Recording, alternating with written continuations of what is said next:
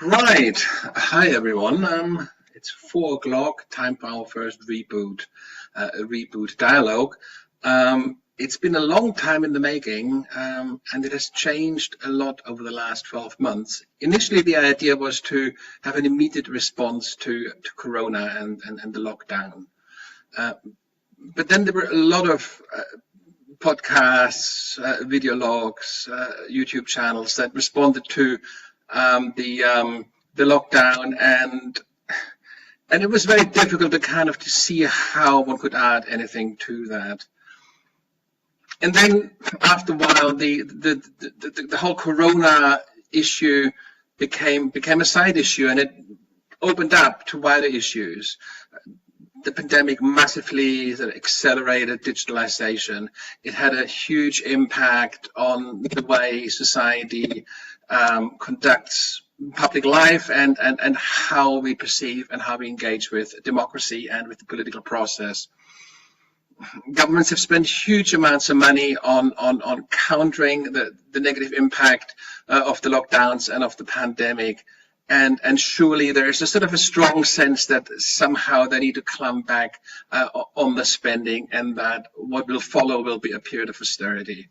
At the same time, in the beginning, there was some hope that at least climate change would be a beneficiary with the closing down of factories and travel arrangements and so forth. But even here we have seen that in the last 12 months, actually, it has rebounded massively. And if anything, we are polluting as much as we've ever done, if not more. So what started off as a direct response to Corona has grown into really a reflection, a dialogue on what should come next, how we will manage the next 10 years, both at the nation state level, but also globally, because a lot of the challenges that we face are global, be it to do with climate change, be it to do with migration, be it to do with multilateral arrangements, how states and governments interact with each other. Humanitarian issues, how we deal with the kind of growing disparity between rich and poor. Reboot 2030 is trying to start a dialogue, what we call initiate narratives of struggle, where we invite people from across the political, well, not so much across the political spectrum, but across the spectrum of public life. Activists, thinkers, innovators who are working as we speak on really rather innovative ways forward, ideas of how to make things better. Reboot is not a platform to showcase or launch new initiatives. There are incubator platforms, there's all kinds of, and of course Facebook is full of this. What we do want to do is provide some continuity to follow activist leaders, people who take a longer term perspective on bringing about fundamental change, following these people over a sustained period of time. So obviously we can't force people to stay in the dialogue, so there will be churn. Some people will come, some people will leave. But I believe that over the next 6 to 12 months, a group of 10, 15, 20 thought leaders, activists, thinkers will crystallize, will come together to share with us their journey towards a better world. Let me, one last thing, just for housekeeping, Reboot 2030 is a Democracy School initiative, and if you want to find out more about the Democracy School, go to www.democracyschool.com. My name is Nico Heller. I'm moderating Reboot 2030. There may well be guest moderators as we go along, but I'll be the anchor. I will be with the program, with the channel as it progresses. Now, let me welcome our first ever guest here to the channel. See how this works. Yeah, I think he is joining now. This is Chris Hammer. Chris is a theoretical physicist by training, and he has had a very fulfilling and long academic career. He's also been in the past. He's been the National Secretary of Scientists Against Nuclear Arms. He has a long track record in campaigning. Hi, Chris. How are you doing? I lost him again. So I hope he will come back soon. Yes, so Chris has a long history of campaigning for peace and reconciliation. He's been National Secretary of the Scientists Against Nuclear Arms, and more recently was involved in setting up the Coalition for a World Security Community. Chris will tell us in a moment a little bit more about this. I hope he will come back online anytime soon now. Okay, I don't know what happened, Chris. Let me just see. I might be able to text him here. I don't know why he's gone. I hope he's back in the waiting room. Okay, so we are waiting for Chris. He was briefly here, but he vanished. Okay, so not sure what to do. Let me see whether I can just invite him once more. If I go here to participants, and then I should be able to invite Chris once more. One moment, let me see how I do this. Okay. Okay. So now email. There he is. Thank God he's back. Okay, that's very lucky. I hope he's coming back now. I hope he's coming back. Chris, are you coming back? Yes, there's something is building up here. I am glad. Let's just see whether it's Chris Hammer. Okay. There he is. Chris, we lost you there, and we can only see half your face. Could you turn your monitor just down a little bit? That's much better. Thank you very much. Welcome to Reboot 2030. How are you? Can you hear me? Fine. I'm just having a bit of trouble getting control of this thing. Right. Okay. I think you're all set now. Chris, I was just saying a few words about Reboot and how this came about, and I was just introducing you very briefly. I was saying that you are by trade a theoretical physicist, that you've had a long and fulfilling academic career, that during that career you also were the National Secretary of Scientists Against Nuclear Arms, and that you have a long history in campaigning against weapons of mass destruction, really, and, or more broadly speaking, for peace and democracy. And that in 2018 you set up, or have been involved in the setting up, I should say, a very innovative project that consists of the Coalition for a World Security Community. And I should add, a World Security Community of democratic nations. And I think this this add-on is really quite important, well, because we have a coalition of World Security Committee, we call it NATO, but it kind of is a mixed bunch, isn't it? And so to set up something that really acts in defense of democracy and our liberal values is just I think is something you care deeply about. Chris, let me hand over to you. Maybe you could just briefly introduce yourself a bit more thoroughly, say a little bit about your background and how you got involved with the Coalition for a World Security Community. Okay, well, thank you very much, Nico. I'm very glad to have this opportunity to present my views. And I have to congratulate you on this new venture. This is a great idea and rather exciting. So it'll be interesting to see how it works out. Yes, as you say, I'm a theoretical physicist by trade. And I guess physicists feel a certain special sense of responsibility for the problem of nuclear weapons. And that got me first out on the streets carrying a placard in the mid-80s when the fear of nuclear weapons was at its peak. And I've gone on from there to be involved with the World Federalist Movement and now this Coalition for a World Security Community, which I'll talk about. So let me just set up a bit.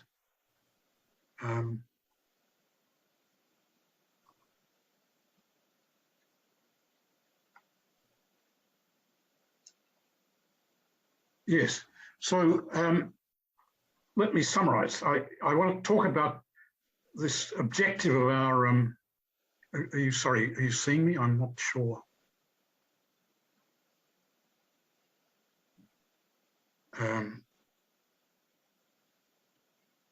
Okay.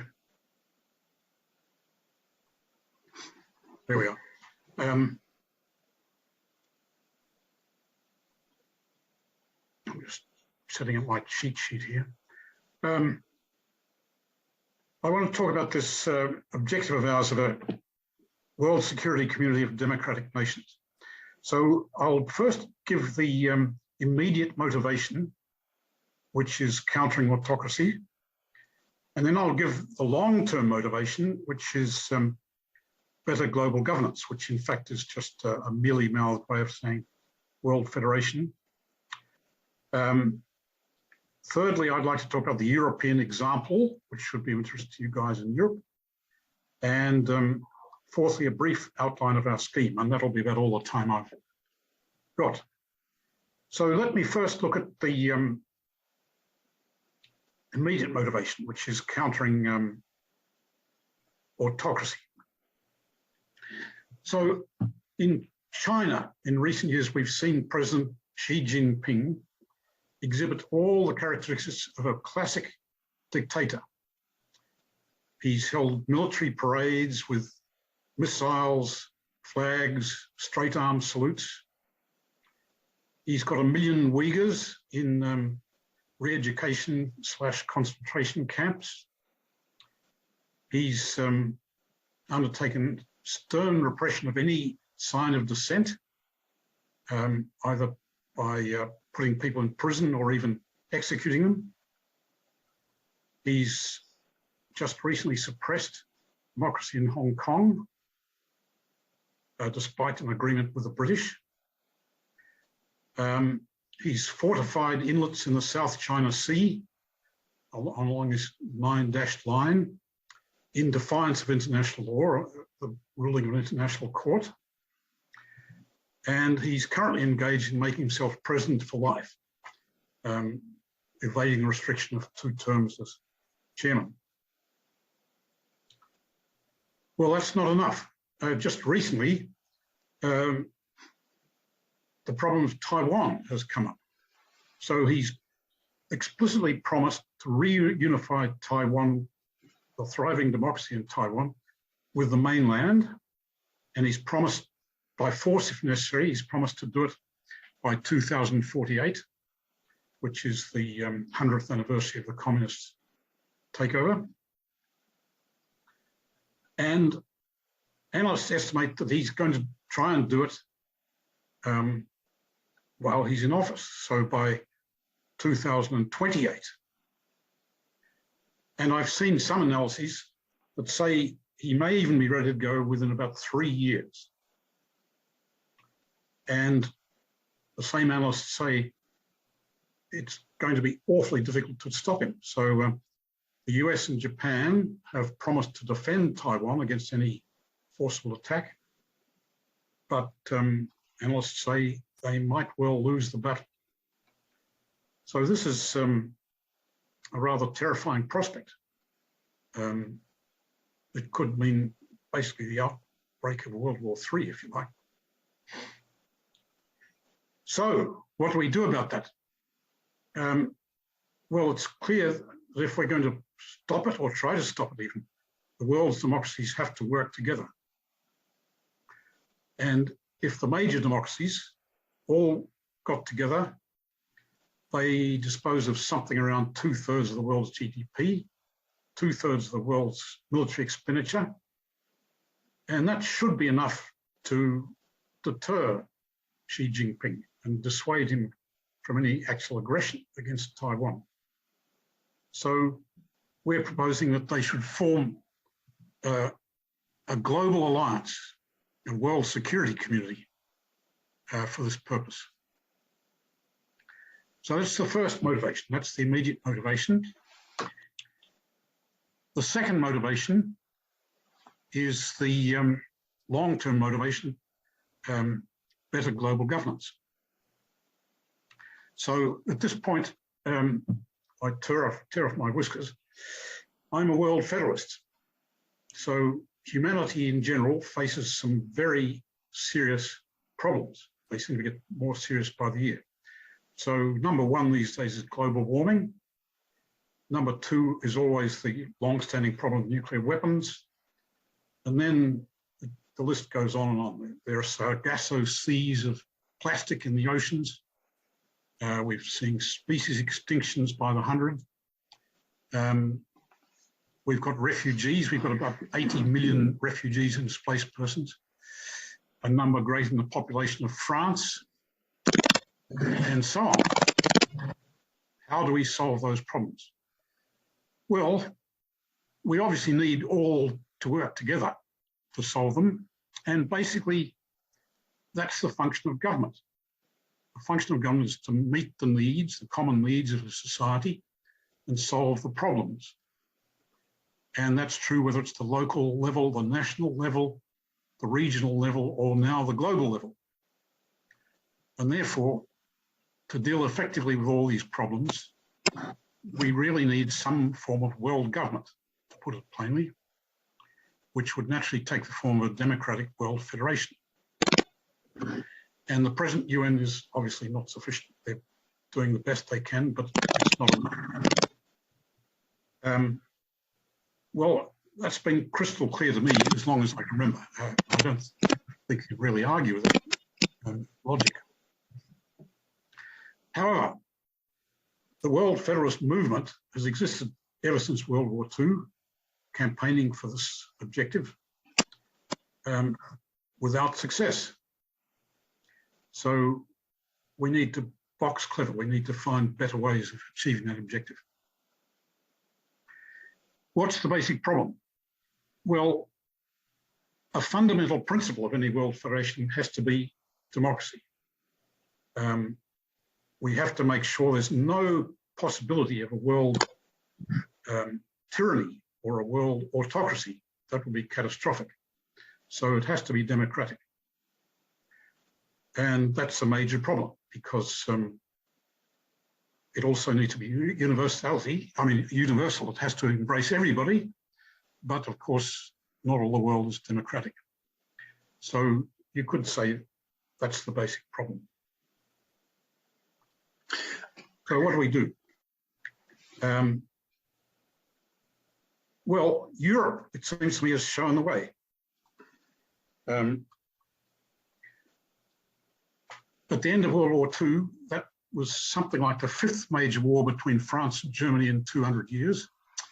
And serious thinkers decided this nuisance had to stop. And they realized the way to do it was to integrate the nations of Europe. So Jean Monnet and his collaborators formed a scheme basically to form a European federation from the start. And that's clearly announced in the Schuman Declaration, the basic document of the European Union. They were planning to build Europe, but they said Europe will not be built all at once or according to a single plan. So what they did, they started small with a small community, the European Coal and Steel Community of 6 members, and aimed to build up from there step by step, treaty by treaty, institution by institution, towards the eventual goal of a world federation. I'm sorry, a European federation. Well, they haven't quite got there yet, but they have got the European Union with a European Parliament and all that. So our idea is we should follow this strategy on the global scale. Start small and aim at a limited objective. So who should be the initial members? Well, if democracy has got to be a fundamental principle, we should start with the democracies. And for the objective, well, we have this serious problem at the moment. We have the possibility of basically war with Xi Jinping. So what we need is an alliance or a world security community of democratic nations. And, you know, if we can take this first step, hopefully the community would evolve over time, decades, treaty by treaty, like Europe, into our final objective of a world federation. Let me stop you here for a moment. I mean, these are really big ideas. I mean, they're big in every sense of the word. They span the globe. They're kind of obviously multilingual because the world is multilingual. They're multicultural. They're almost everything. So it is a huge undertaking. I mean, it's galactic in scale and scope. And we see with the European Union how difficult it is. I mean, from a distance, Chris, it might look like a sort of a brilliant example for how states or governments could come together. But we have later in the series, we have a federalist, an Italian academic who will talk about the difficulties of European integration. And in fact, Europe is facing some fundamental challenges. And if it can't overcome or solve those challenges, there is a fair possibility that the EU will break apart again. There's presidential elections in France next year, and the far-right nationalists under Marine Le Pen are doing extremely well and may well win the presidency. If they would win the presidency, it is conceivable that there would be a Frexit. In other words, that they would take France out of the EU. Now, that would be the beginning of the end, because it's hard to imagine Germany to stay in the EU with France gone.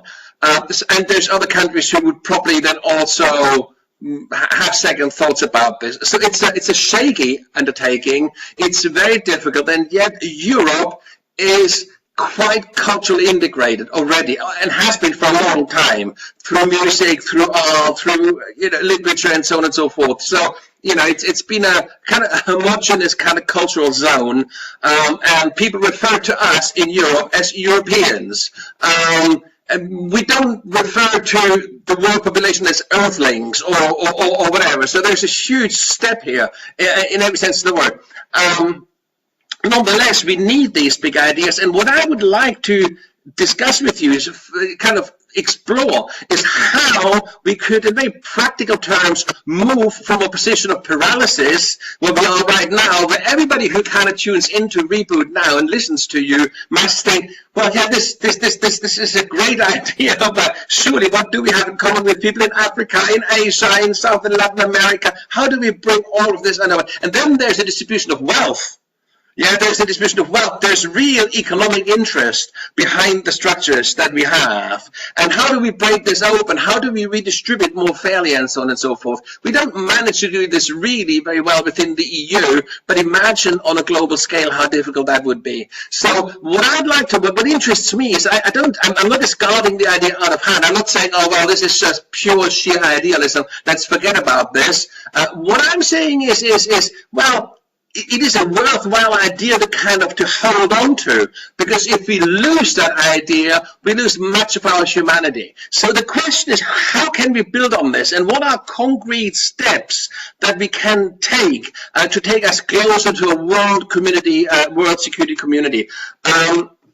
Chris, can you kind of give us like a sort of a kind of a, if you like, a roadmap over the next 1, 2, 3 years, very tangible steps that your organization, your movement is pushing for, that would bring us a step closer? Okay. Can I come back to that? I mean, you've broken the discussion already. I had a few more words to say, if you don't mind. So, I mean, first of all, I can say that I'm fully in support of the European Union. I think Brexit is a bit of a tragedy, and they'll come to regret it. But I'll come back to that shortly, if you like. So what I'm saying is that we're heading in the right direction, and if we can emulate that on the world scale, it would also be a huge and advantageous event. So I'd just like to quote H.G. Wells, who talks about all this many years ago in his outline of history. And he said, there can be little question that the attainment of a federation of all humanity, together with a sufficient measure of social justice to ensure health, education, and a rough measure of, sorry, I thought of another point you made.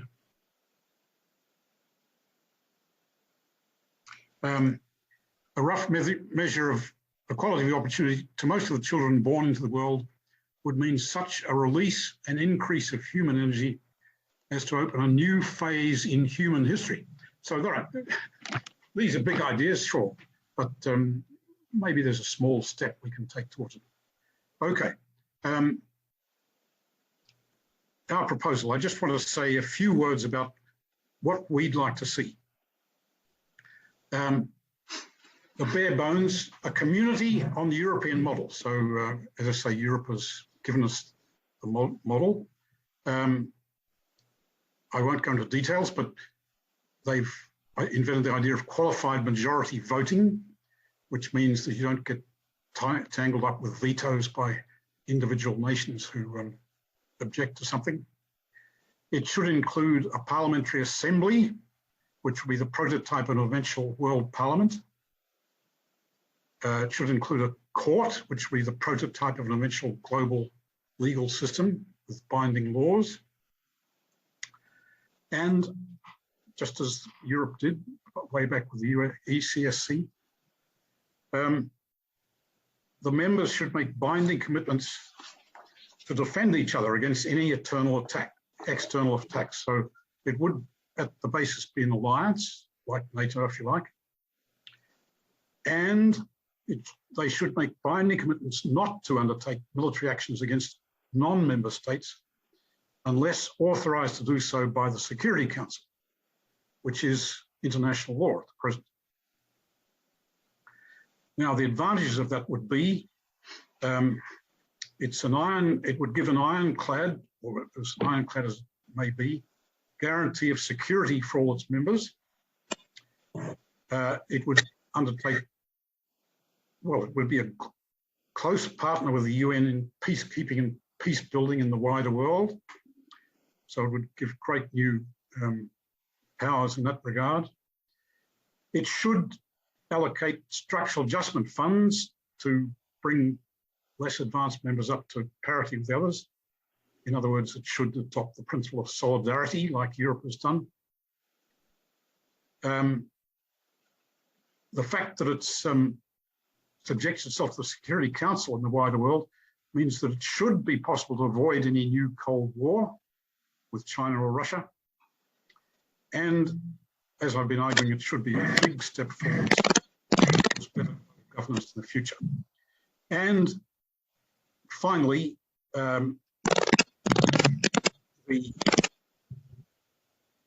President Biden has proposed a summit for democracy coming up in a couple of months' time in December, which may be a big opportunity for a step in this direction. So he's proposed a global summit for democracy to renew the spirit and shared purpose of the nations of the free world. It will bring together the world's democracies to strengthen our democratic institutions, honestly confront nations that are backsliding, and form a common agenda. So we're looking for some progress in that direction. We'll be watching with bated breath. Well, Nico, you've already raised some major questions. Do you want me to address those first, or? I think two questions are always sort of in the back of my mind when I hear great ideas like this. The first is, who is behind this? Are you alone, or is there a network of institutions that are already sympathetic to that cause? That's the first. And again, obviously, there's a lot wrapped up in this, so you can say quite a bit about this. And the second sort of leading on from that, it is what is the roadmap that you kind of, where there's sort of a shared agreement with this kind of network, where you want to take this over the next, say, 2 to 3 years? Okay, so our coalition is quite small. We've got about 40 members in our transnational working group, but ideas like this have been around almost as long as world federalism. So they started with Clarence Strite in 1939. I don't know if you know about him. He wrote a book called Union Now, calling for union of the democracies to fight fascism at that time. And then after the war, he advocated the union of democracies to fight communism. And in the last edition of his book, he went right along with us. He said it would advance freedom in the world and be a basis for a democratic world federation, basically. And a whole Atlantic movement, so-called, has built up over the same time. NATO, if you like, is an expression of that in 1949, was it? There are institutions like the Atlantic Council in the US or the Alliance of Democracies Foundation in Europe, which are much stronger and with more resources than us. So there's this whole movement, which in fact is much stronger and with much more resources than the World Federalist Movement. And they have various ideas that may lead in this direction. So the Alliance of Democracies Foundation, which is led by a former Secretary General of NATO, advocates, as we do, a global alliance of democracies, basically.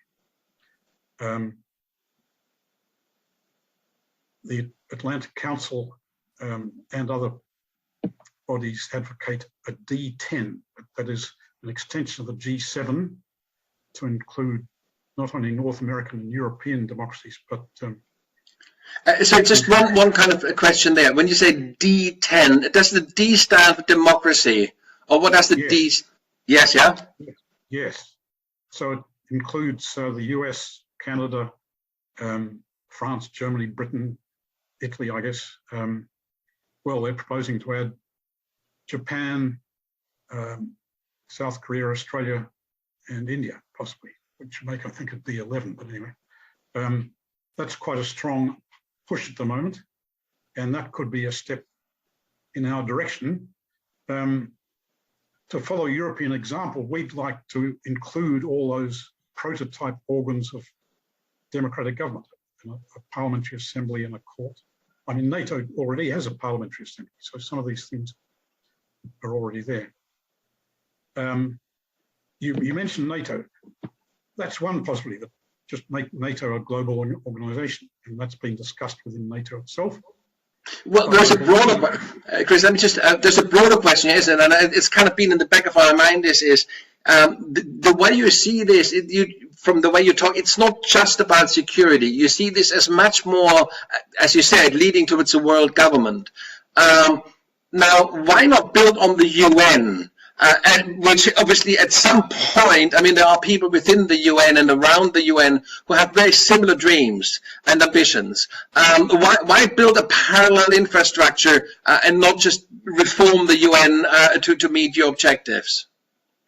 Good question. Well, that's another option. So, I mean, the World Federalist Movement has various options. One is, let's have a constitutional meeting next week and form a world government the week after. Those are the real enthusiasts. But the main focus has always been, let's reform the UN. But that's so difficult because it meets this problem. The UN is a universal organization, but it's not fully democratic. And so a lot of the autocracies would just veto such ideas out of hand, probably. Furthermore, the Charter of the UN is a very rigid document. It takes 2/3 of the member states to agree on any change, and no worthwhile change has ever been succeeded in being made. So it's a very difficult path. As I say, I'm a member of the movement, and we support all these different ideas because nobody knows which one's going to succeed. But I believe ours is the most likely to succeed because it's easier. You start with the democracies who share the same ideas and the same ideas on human rights, for instance. Much easier to unite those than the whole. There's a fundamental principle behind the UN, and anybody who gets involved in human rights and the whole UN process kind of learns this in a painful way. And the idea here is, and instead of old timers that tell you this, is like, this isn't about all the good people of the world coming together. This is about getting the criminals on the table so that you don't exclude, so the UN is a kind of, intentionally inclusive organization that says, well, we would be losing our purpose if we would exclude non-democracies, if we would exclude, dictatorships and failed states and all the rest. So the idea is when we have them on the table, we may not get our way, but we might get some of the way. And we might be able to somehow mitigate some of the really bad stuff, and we might be able to, prepare and do things around it to mitigate. So the UN not as a kind of a perfect world, but as a kind of a mediator between the democracies and other regimes. Would you agree with that, and how would you, when you have the D10, or if you broaden this and if it grows into would you foresee a world where we would have the democracies in one organization surrounded by individual states and failed states and dictatorships, or would the idea be to kind of increasingly kind of try to kind of co-opt them into the system? Right. No, I quite agree with you. I mean, we obviously need the UN. We have to work together on global problems. And the idea is our organisation would partner closely, as I say, with the UN, for instance, to work on climate change. So climate change is obviously a global problem. We all need to work together. We need everybody to sign up with COP26 as far as possible. This is next week, anyway. And Joe Biden has suggested the democracies should lead the way, I mean, because they're the most developed. Their emissions per head are the worst. Ours is the second largest in the world, I think. In Australia, we're 4 times the emissions per head of China. So we can start lecturing China when we get down to something close to their level. So the idea is, yes, both organizations would exist in parallel, if you like, for different purposes. They would eventually come together. This, as I say, will take decades when everybody becomes democratic. So the hope is that democracy will become a universal principle in time, over probably many decades. We'll probably have to see the last of the present dictators, Vladimir Putin, for instance, before we get there. But, Arab Spring and so on, it's shown that it's an ambition for everybody around the world.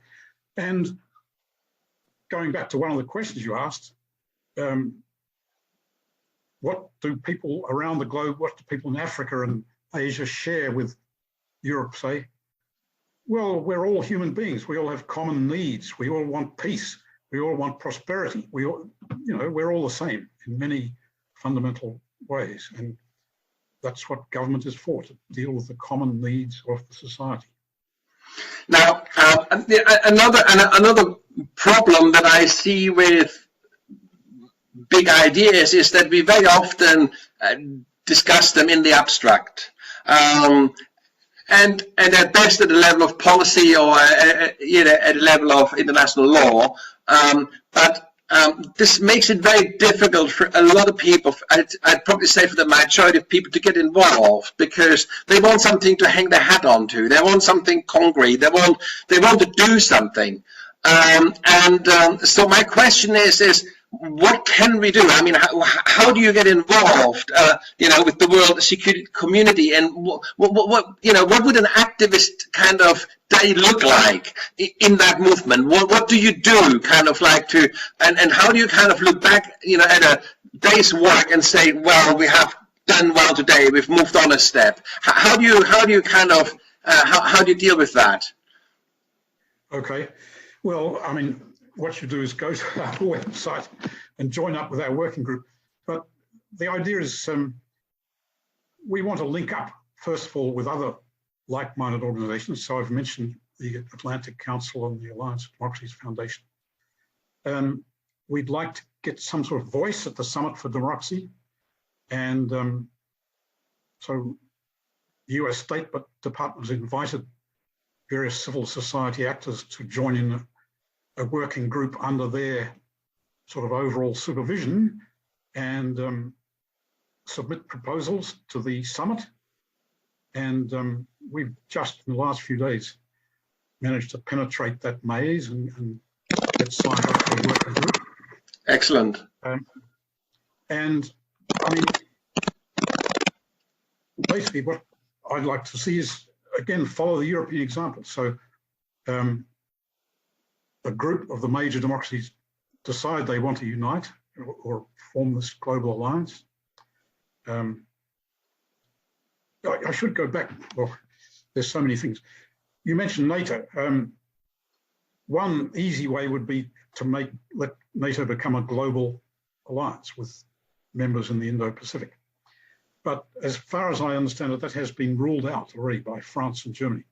They want NATO to stick to its knitting, look after European security, guard against Putin's, aggression against Ukraine and so on. So it looks like that's not going to happen, at least in the near term. But the major democracies could decide to form a D10, we've mentioned. They could decide to set up an institution such as we're advocating, and they could, following the European example, set up a commission of some sort to draft a new treaty to set up this institution. Jean Monnet and company worked for a year on the ECSC treaty, and I think he said one point, Europe won't be formed because we can't agree on bananas or something like that. They dealt with a lot of difficulties at the time. So we'd like to see a commission set up to work on a treaty. That would be the basic. So now, what's interesting is you call yourself a coalition for a world security community. This kind of sounds like an institution in the making. But the reality to me seems to be that if this institution ever was to come into being, it would have to be initiated by those world leaders, the heads of state that would form, for example, the D10.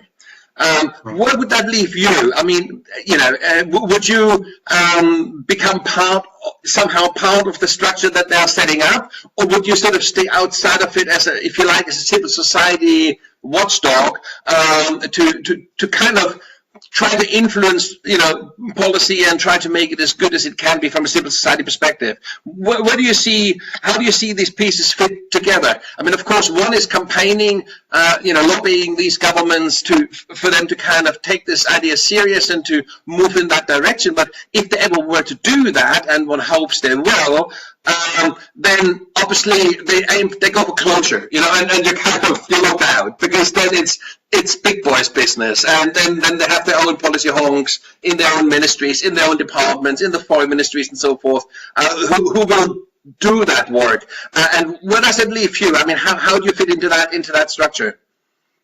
Well, that's right. So basically, the officials would be in charge of it. We would like to have our input. So, as I say, President Biden has actually invited civil society input, which is a great thing. We would like to be involved as far as we can. So we'd like to draw up proposals, study ideas, to make this concrete. Ideally, we'd like to be involved in this commission I've mentioned, but that won't happen, of course. They'll leave it to the pros. But we could at least draw up papers or templates or study aspects. It'd be great.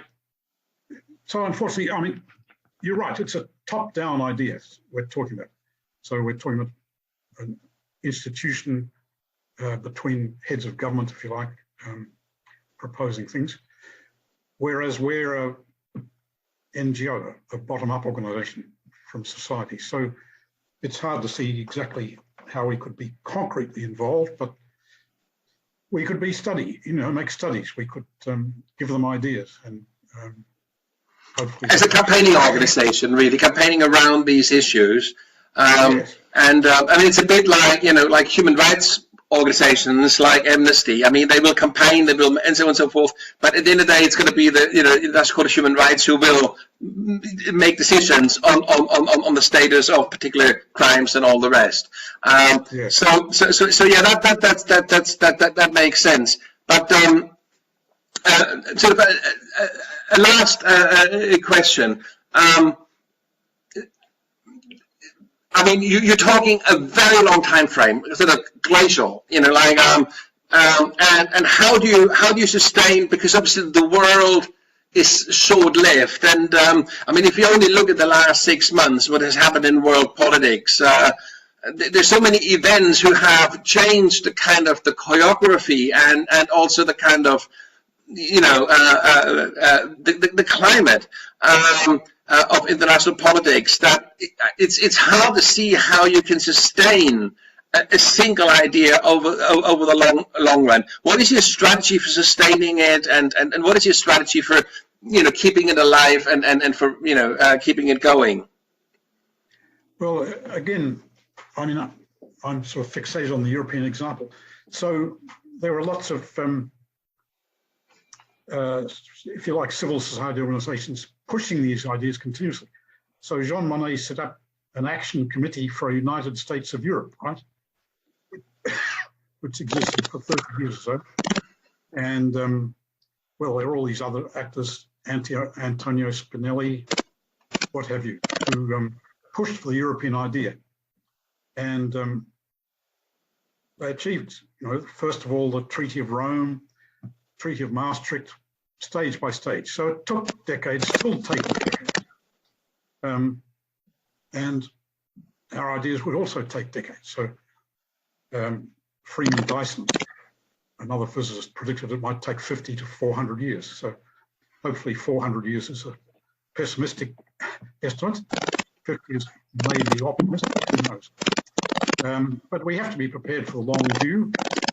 And having an institution to work with, start with a community or something, that gives you something fixed to work with. And then you look to the next stage, the next treaty. And you add functions. So in Europe, you started with the coal and steel community. The idea being that these were the sinews of war, right? And if you could unite those industries, you could hopefully prevent any further wars. Well, this is the thing, isn't it? It's like in Europe, well, not just in Europe, but globally, but you had the Second World War, and you had the Holocaust, and you had all the unbelievable, cruelty and inhumanity that is associated with all of that. Millions upon millions upon millions of deaths, yeah, inhumanity. I mean, it had a deep impact on all spheres. I mean, there was movements in the arts in the 1950s asking, how can we make art after what happened in the Holocaust and in the Second World War. There was, of course, the UN was sort of set up as a never again organization, and of course a lot of institutions were set up in that vein, from the World Health Organization to the World Trade Organization, from the European Union, of course, and many more. I mean, to put it bluntly, will it take another war to kind of move closer to the kind of to a kind of a coming together that you have in mind? Is this possible during peacetime? Would the EU ever have happened if the Second World War hadn't happened? Would the UN ever have happened in that way if the Second World War hadn't happened? The same could be said for human rights in general and for international law. I mean, there was such a massive momentum generated by this terrible event, or these events in the 20th century. Now, how do we, in this kind of world of sort of distributed conflict, not a single major atomic bomb in Hiroshima or Nagasaki, but loads of chemical weapons here and there and this and that, and maybe a mini nuke somewhere as well, but not big enough to really kind of create a world conflict, but more than big enough, to really disable a sort of local conflict. How do you deal in this distributed, diffuse world? How do you galvanize in the way we have been able to galvanize, like after the Second World War? Right. No, I'm not muted. Yes, well, that's the pessimists in the World Federalist Movement say that we'll need a World War III before we'll get any World Federation. Well, I mean, I hope that we're a bit more sensible, that we can do better than that. And so do I. Yes, of course. Absolutely. And that's our idea. That's what we're aiming towards. The threat, I mean, as I say, the Taiwan conflict could develop into World War III in the worst case scenario. And those of us left in the smoking wreckage might eventually see sense. I mean, the way you started off, and Chris, the way you started off, and I found that very interesting, is that you focus very strongly in your kind of threat analysis on China and what's happening in the South China Sea, and what's happening with Taiwan and with Hong Kong, what has happened there, and that whole, and what happens within China, the unfolded genocide and all the rest.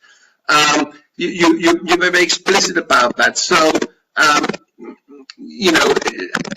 is this part of the strategy to say we need to galvanize around specific geopolitical developments? Because if we don't, then it stays abstract. But if we are saying here is a kind of developing conflict that could spill into a kind of a world war in the extreme case, then obviously that generates momentum for a D10, that might generate a momentum for giving that D10 some kind of teeth, including military teeth, that NATO globally does not want to take on, because as you said, Europeans want to focus on the kind of Europe and the whole Cold War kind of scenario. And is that part of the strategy? Is it to say, well, we need an enemy, we need a threat, and we name that enemy as China, and we need that threat as a potential escalation of conflict, around Taiwan? Is that part of the strategy, part of the picture?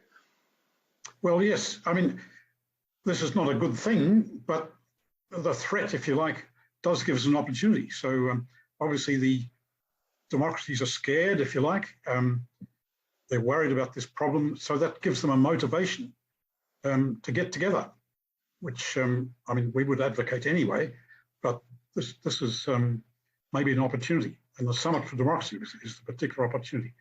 So we're looking for consequences after that. So, I have high hopes that this summit will lead to something concrete. The D10 process you mentioned, what is sort of the roadmap for D10, and how you're sort of engaging with that process? I'm saying this with a sort of a thought in the back of my mind. It would be very interesting to invite you back to Reboot, a bit further down the line, and to sort of see how you get on, whether you're making any headway, how your relationship with D10 is developing, whether there's some kind of informal kind of alliance forming, because you could be very useful to a D10 as a civil society partner. It makes it look less like a top-down thing, doesn't it? It legitimizes, it brings a democratic element to what potentially, as you said, is a top-down situation. What is the roadmap there for D10? How are you hoping to engage with that roadmap? And what would be a good time for us to get together once more and to sort of see how that develops? Well, one of our members, as I mentioned, John Davenport, is a member, if you like, of the Atlantic Council, and he's been involved in discussions with them. So it's just a live idea, if you like, among the more powerful organizations around. It would involve the major democracies in Europe and North America, plus Indo-Pacific, the Quad, like Japan and so on. So it's certainly a step in our direction. If you want more details, I think you should maybe have a session with John sometime in the future. That'd be very interesting to set that up. Maybe we can facilitate. It would be great if you could facilitate that. But so, say if you were mentioning earlier that there's a D10 summit. Was it this December, November, December? Yes, that's right. So Boris Johnson, right, convened a meeting of the G7, or actually, it was the D11. So Scott Morrison, our Prime Minister, was involved, and I presume, well, the Japanese, the Indian Prime Ministers were there. So basically, they were all there. Britain seems to be quite involved with that. So they have an official, Lord Sedwill, who's the so-called Sherpa of the D10, pushing this idea, and they convened this meeting earlier in the year. Nothing concrete has emerged yet, but something concrete might emerge at this Summit for Democracy later.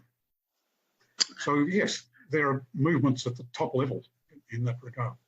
So maybe if we had another chat, or maybe is it John Davenport? Yeah. John knows more about it. Yes. Yeah. So maybe if I had a chat with John, like say in February next year, maybe that would be a good time to sort of to develop that narrative and to see where that is going. Great idea. Yes. Right.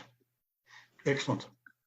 Great. Well, listen, Chris, you know, I should probably say to anybody who watches this now or later, it is now after 1 o'clock in Sydney, and you are very brave and very committed to be up at this time of night to talk to me. Thank you ever so much. I mean, this is, you know, it feels almost like sort of like colonialists, you know. It's like I'm sitting here in Europe and with my Europe sort of centric view, and people have to stay up all night to talk to me. But it's not like that at all, as you know, and I explained why we do this. But I'm still incredibly impressed about your stamina and your determination to do this, and thank you ever so much. It's brilliant. And you know, I think you know, we should also continue this dialogue directly. So maybe early in the new year, we could also, you and I could have another talk and sort of see how, from your perspective, the world security community develops,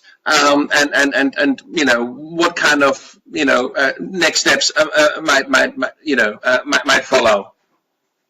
Excellent. Well, thank you, Nico. I'd be very happy to do that. And congratulations on this idea. Just, I didn't say about the EU. So you say it might fall apart. I would say, you know, it's got political ups and downs, but let's cross our fingers and hope it continues. It's made some mistakes, obviously, but the big objective, you know, we can hope there'll never again be a war between France and Germany. Yeah, well, that's of course, that is the you know, the core of the European Union, and people forget that, because it did start, as you said, it did start as a sort of a coal alliance, energy alliance, and of course the idea was to intermesh, to kind of integrate kind of the economies of European nations so directly, so closely that they could never fight each other because the economies were so interdependent. Exactly. And this has, of course, led to a misunderstanding that people think, oh, it's just, you know, neoliberalism, and it's just about, you know, capitalism and all the rest. And of course, the Brexit lot in the UK have, you know, greatly exploited that, and of course Marine Le Pen is going to try to do the same in France. And it's very important that people like us kind of keep drawing the attention to what Europe really is about, and also the role it can play globally. So I couldn't agree more. I'm a federalist myself, I should say. And so I'm totally with you on all of this. It's just sort of when you sort of sit in Europe and you see the squabbles and you see the way they are not able to deal with the refugee crisis, for example, the way they are not able to deal with kind of the sort of like socializing of sovereign debt. The way, Greece and the Mediterranean countries were subjected to German austerity in the, post like 2008, and that crippled these countries for no other reason other than kind of trying to make these countries more like Germany.